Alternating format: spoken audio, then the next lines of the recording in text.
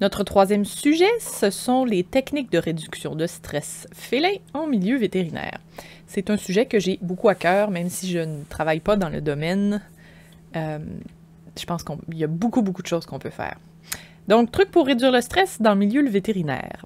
La première chose à laquelle j'aimerais qu'on pense, c'est l'agentivité. Qu'est-ce que l'agentivité? Eh bien, c'est la perception d'avoir le contrôle sur ce qui nous arrive, la perception d'avoir le contrôle sur notre environnement.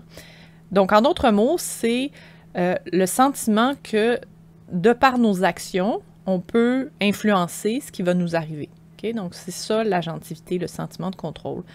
Et donc, c'est essentiel à un bon état émotionnel, parce que si on sent qu'on n'a pas le contrôle, bien, on s'en va vers la dépression, l'impuissance acquise, ce genre de choses-là. Et là, pourquoi j'ai ces deux images générées par intelligence artificielle? L'analogie à laquelle j'aimerais que vous pensiez, c'est si vous allez faire une prise de sang et qu'on vous demandait de mettre des patins. Et là, l'infirmière, vous allez patiner sur la patinoire pendant que l'infirmière essaye de vous faire une prise de sang. Ça fait pas beaucoup de sens. C'est comme un peu difficile et bizarre. Mais malheureusement, parfois, c'est ce qu'on demande aux chats de faire tout au long de l'examen ou lors des procédures comme des prises de sang.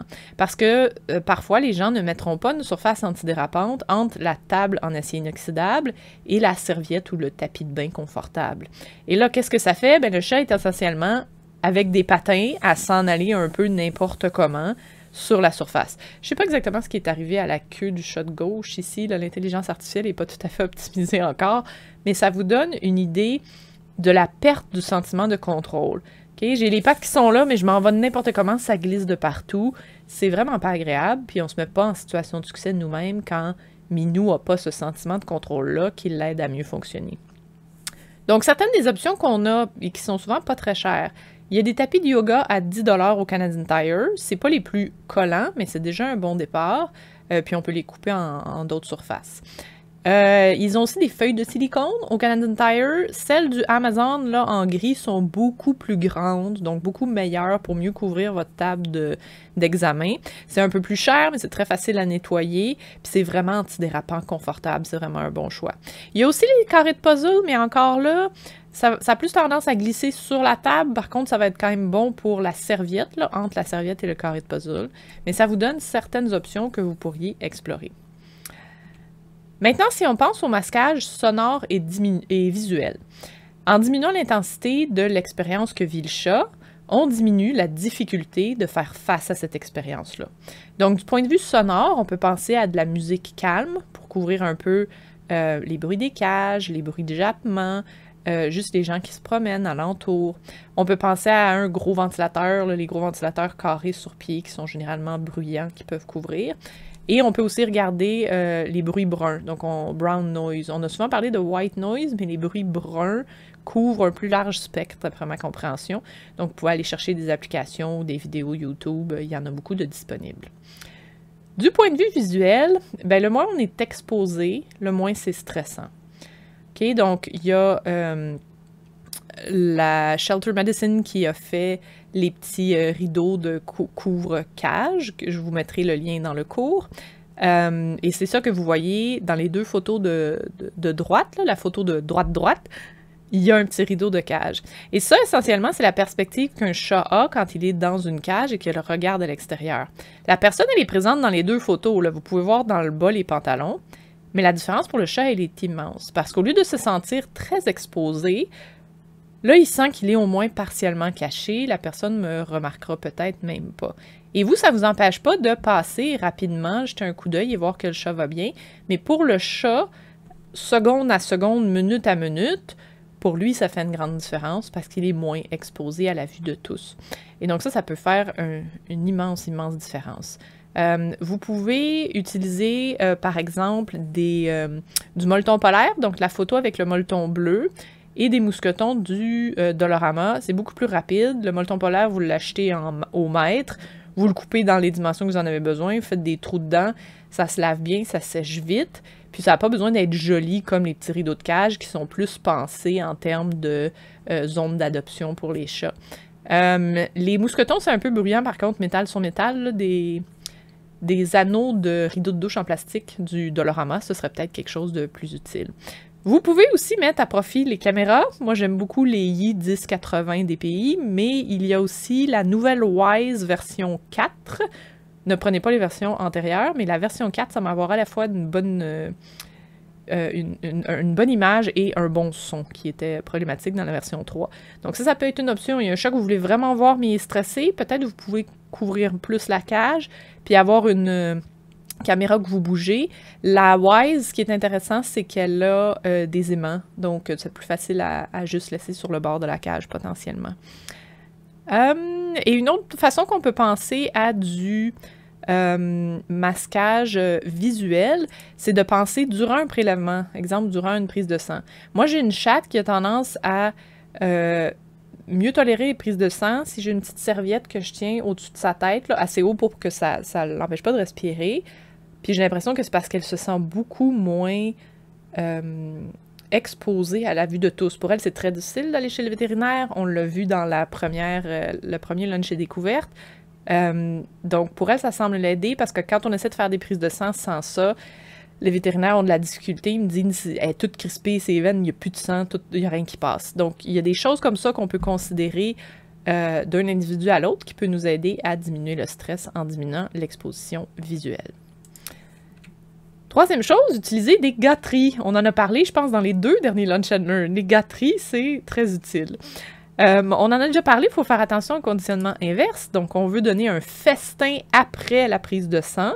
Puis c'est la même chose si on a distrait pendant avec de la nourriture, on donne de l'extra ensuite parce que ça va nous aider. Je sais que parfois, c'est un peu plus difficile là, avec les chats allergiques à des aliments. Donc, c'est bon de penser, il est allergique à quoi? Puis là, est-ce qu'il y a des choses qu'on peut utiliser qui seraient correctes, puis que le chat pourrait aimer? Donc, les choses à quoi je pouvais penser, c'était des huiles, des corps gras, comme de l'huile d'olive ou de la margarine, ou potentiellement de la levure nutritionnelle, qui est quelque chose qui est utilisé dans les sacs de croquettes et que les chats aiment typiquement pas mal.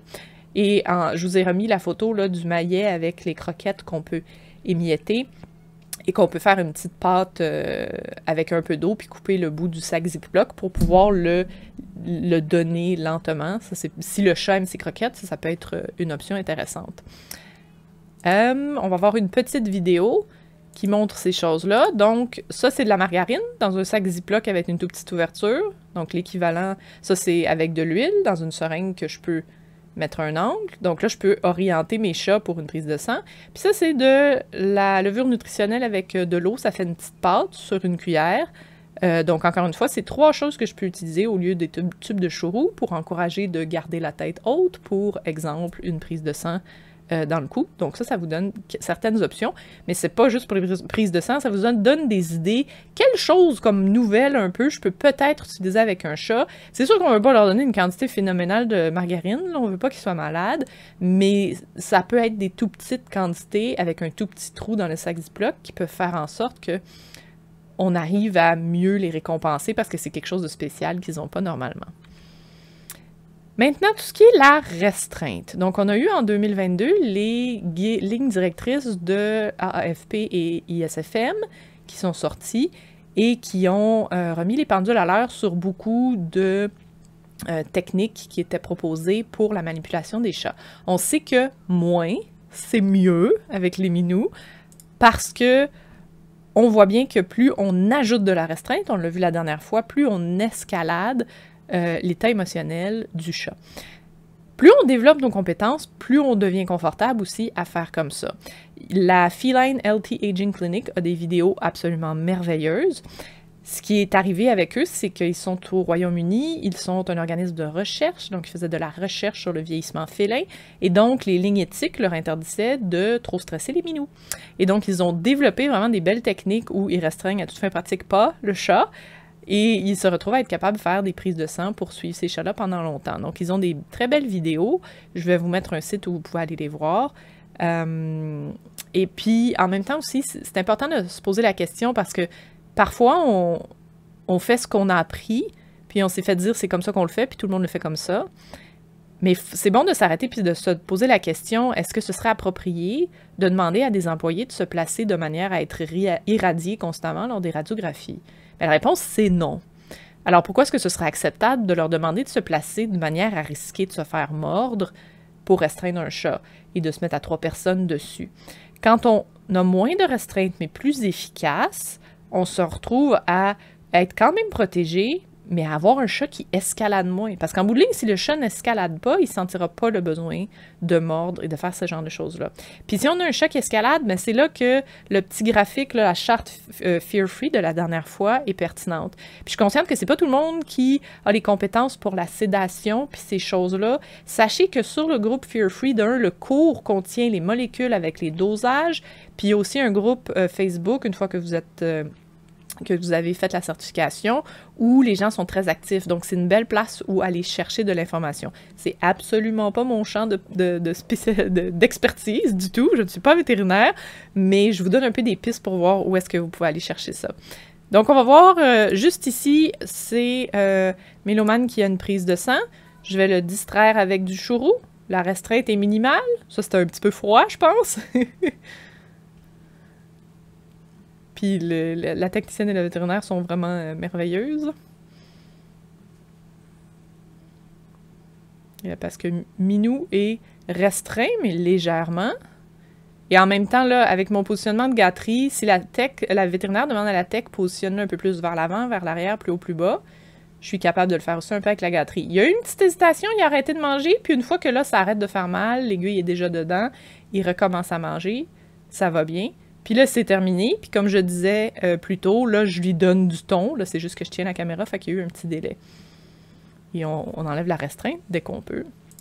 Et ensuite, on va voir Miley qui est distrait encore avec du chourou pour une cystosynthèse. Donc, il y a des gens même qui font ça debout. Sur le site que je vais vous montrer, j'ai accumulé des vidéos pour montrer des gens qui font même ça debout. Mais ici, Miley, on ne le met pas sur le dos complètement. Il demeure quand même dans une position somme toute confortable. Et dès qu'on peut, on arrête la restreinte. Puis il peut manger tout le long. Donc ça aide beaucoup. Ici, on va voir des exemples de positionnement. Donc là, j'essaie de leurrer un peu, mais j'ai beaucoup mes mains sur Miley. Je vais l'asseoir avec mes mains, je vais le restreindre. Miley, c'est un petit minou qui aime pas être restreint. Miley aime ça bouger, se promener, faire plein de choses. Et rapidement, les oreilles vers l'arrière, on bouge un petit peu, on n'aime pas full ça. Tandis que là, si j'utilise une gâterie pour l'orienter, mais pendant une prise de sang, je suis capable de jouer de la guitare. Je vais faire une petite erreur ici, là, vous allez voir, je tiens ça trop haut. Oups! Donc, c'est ça que je veux dire quand on dit le placement de la gâterie va vous aider. C'est quelque chose qui se pratique. C'est quelque chose qu'on peut devenir de mieux en mieux à faire parce qu'on le pratique. Donc, si j'ai encore une petite patte, puis là, j'essaie de figurer qu'est-ce qui serait mieux pour qu'il soit confortable et dans une bonne position. Puis il va finir par mettre sa petite patte. Donc là, j'ai un chat qui est bien dans son corps, bien dans son poids. Puis je peux mettre à faire des quand même grosses pressions un peu partout. Vous jouez pas autant partout. D'habitude, vous trouvez un bon endroit, puis c'est plus facile. Mais c'est pour dire... Puis là, ici, je touche à peine à Mélomane, mais je le tourne en le leurrant et je le fais s'asseoir en le leurrant. Donc, mes mains sont pas constamment sur le minou, ce qui est beaucoup moins gossant pour lui. Puis là, je peux venir gosser. Donc ça, c'est...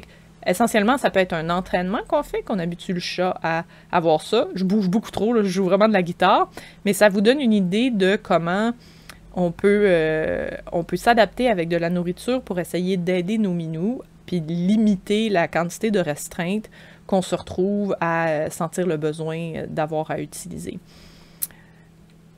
Ça, c'est le répertoire dont je vous parlais tout à l'heure. Donc, je ne vais pas vous montrer les vidéos qui sont là, ce ne sont pas mes vidéos, mais si vous allez dessus, vous avez une panoplie en dessous de Medical Care, vous avez une panoplie de choses. Donc, il y a les prises de sang, il y a les cystosynthèses, il y a des vidéos pour administrer des médicaments. Ça se veut un répertoire à la fois pour les gens en milieu vétérinaire et pour les gens qui veulent entraîner leur chat. Donc, il y a une liste de gens qui ont des vidéos d'entraînement. Et donc, vous pouvez aller voir ça si vous voulez des exemples. Il y a des vidéos pour aider les gens à arrêter de se croffer. C'est uniquement en anglais. La majorité du contenu est d'ailleurs en anglais, même si ça vient de partout dans le monde. Et je vais vous mettre le lien dans le cours comme tel. Je viens de penser, j'ai une belle expérience que je n'ai pas sur vidéo.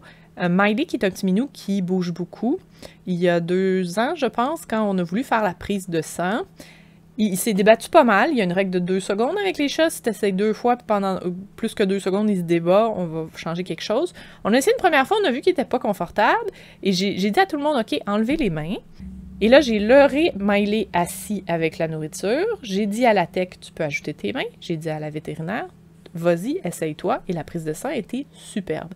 Et ça, je pense que la différence, ça a été vraiment ce qu'on a vu dans la vidéo. Se faire prendre, tourner, assir, puis là, je suis pas sûre, j'aime pas ça. Versus là, tu nous dis, OK, t'aimes pas ça, ça va. Le fait qu'on ait écouté, t'aimes pas ça, ça va, et que là, ensuite, on ait un pattern régulier de je te leurre sans mettre les mains, la personne ajoute ses mains, tu manges déjà, et ensuite la personne entre dans le portrait. Ça a fait de vraiment changer la donne pour lui. Donc, donner des pauses, 2 secondes que le chat se met à gigoter. OK, on arrête, on donne la pause, on enlève les mains. Et ensuite, est-ce qu'on peut reprendre ça, mais plutôt que de tout positionner le chat avec nos mains, est-ce qu'on est capable de le leurrer avec la nourriture pour enlever un peu de la pression, puis diminuer aussi la durée de la restreinte. Donc ça, c'est une autre chose quand on commence à essayer de faire autrement. C'est merveilleux de voir des fois les résultats qu'on est capable d'avoir. Donc, je vous remercie beaucoup pour votre attention. J'espère que vous aurez obtenu des petites perles là-dedans qui peuvent vous aider à commencer à voir certaines choses que vous pouvez faire différemment, de l'essayer. C'est toujours dur de changer comment on fait les choses. Je vous remercie juste même d'avoir pris le temps de regarder cette présentation-là. Si vous faites déjà toutes ces choses-là, je vous adore, vous êtes super. Puis si vous dites peut-être que je peux essayer, ben vous êtes super et je vous adore aussi. Je vous revois pour le dernier lunch à découverte.